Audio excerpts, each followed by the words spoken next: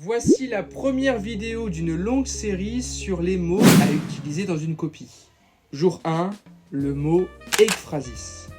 Quand on parle d'ekphrasis en littérature, on parle de ce moment où l'auteur va décrire explicitement dans son récit une œuvre d'art réelle ou non. Et de fait, il va mettre à l'épreuve la capacité des mots à figurer les choses, plus que la peinture. Ce qu'on sait, c'est que le terme ekphrasis vient du grec. Il est composé de ek, qui signifie hors de, hors, complètement, et de phrasis, qui signifie parler. Donc en gros, ekphrasis, ça veut dire parler hors de, parler complètement, parler avec intensité, avec extériorisation. Autrefois, ce terme-là désignait un moment dans la rhétorique grecque et romaine. C'était ce moment où le rhéteur allait décrire explicitement quelque chose, avec une visée justement réelle.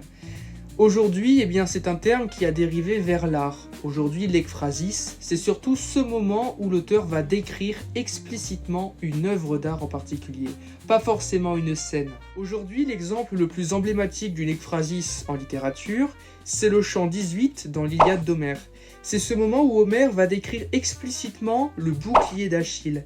Et à l'intérieur même de ce bouclier, il va y avoir des mises en abîme, toute une cosmogonie. On va retrouver le monde lui-même à l'intérieur. Il va y avoir vraiment une description complète de ce bouclier, donc une ekphrasis. Dites-moi en commentaire si vous connaissiez justement ce mot-là, et peut-être allez-vous l'utiliser prochainement.